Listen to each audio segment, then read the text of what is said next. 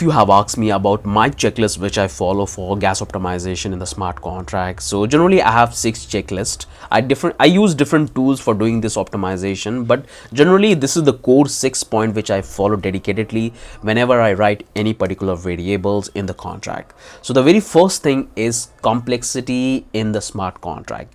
I try to avoid any complex logic. I try to keep my contract short and simple, to the point, the feature of which I want to provide.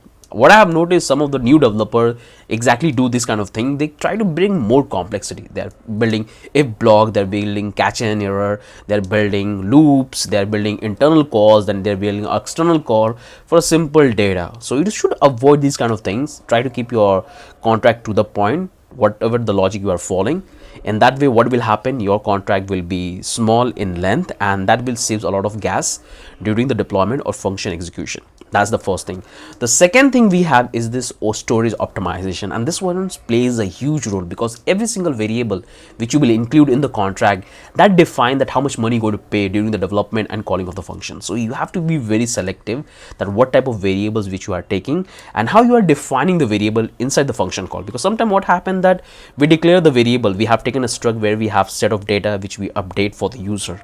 So it's good, at the declaration is good, and we have deployed the contract, but in that particular contract we have a function, and the way we are updating the data about the user, there is a flaw in that. You can take it as a whole, or you can take it in a shadow effect, which again going to cause a lot of gas during the function call. If you don't know what are the shadow effect, what are the memory call data, so these are the important terminology which you have to know if you really want to work as a smart contract auditor and audit and optimize the smart contract. So I would highly encourage you that you can check this particular bootcamp, in which you will master complete programming language, and you're going to build an industry ready project where you will learn every single thing, and you will see practically that how we are developing it, how we are testing it, and what are the flaws we can create in the contract which can harm the entire logic of the business.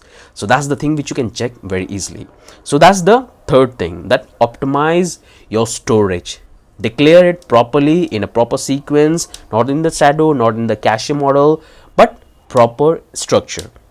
That's the third thing. The fourth one we have in the list is loops. I try to avoid loops in the contract, because when you declare any loop, that take higher process timing for executing the transaction. Because suppose you have an array and it's an undefined length, that array can be small or it can be like thousands of data you can have. So just imagine that if you're calling this function and there's a loop and there is no fixed array, it's going to keep logging and checking for the condition.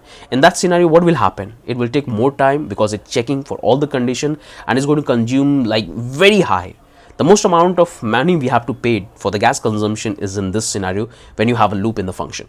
So I would suggest you, if it's try to avoid loop, but if it's necessary to include the function, because sometimes we have to include and check the conditions, and take in a smaller length. There are multiple ways to tackle this scenario where you don't need to repeat the same thing. You can do multiple filtration into model.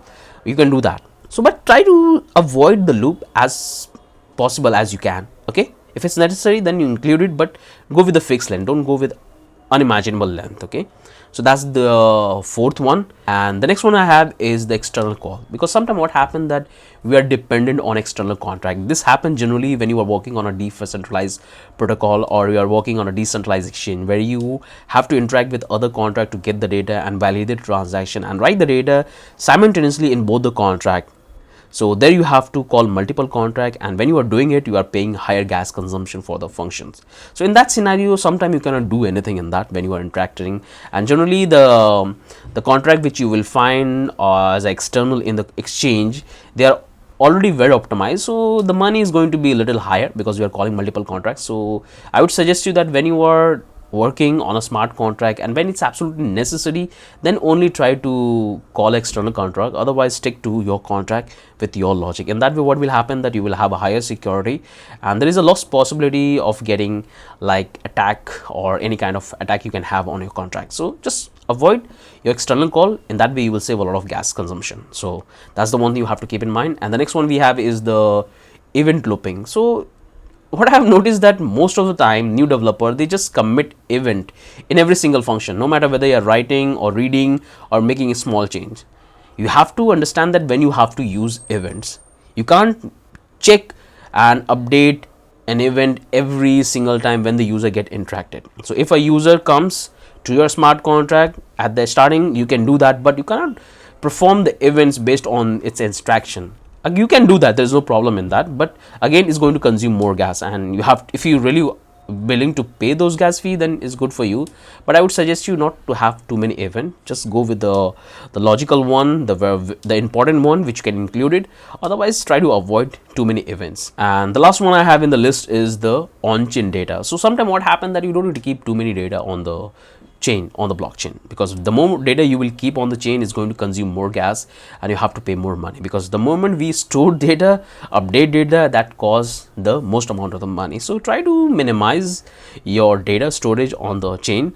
I noticed that some of you create duplicate entries. For example, that you are doing some sort of validation in the contract and you already have the unique identifier, which is the address of the user, but despite of that you try to keep some other additional details like the ID, some of the user keep the particular token. So these are the duplicate ID. So try to avoid it. You already have the address which you can use it to perform all the relations and activity and track down with that user profile. So you can do that. So just try to avoid storing too many data on the blockchain. This will save a lot of your time and a lot of money for you.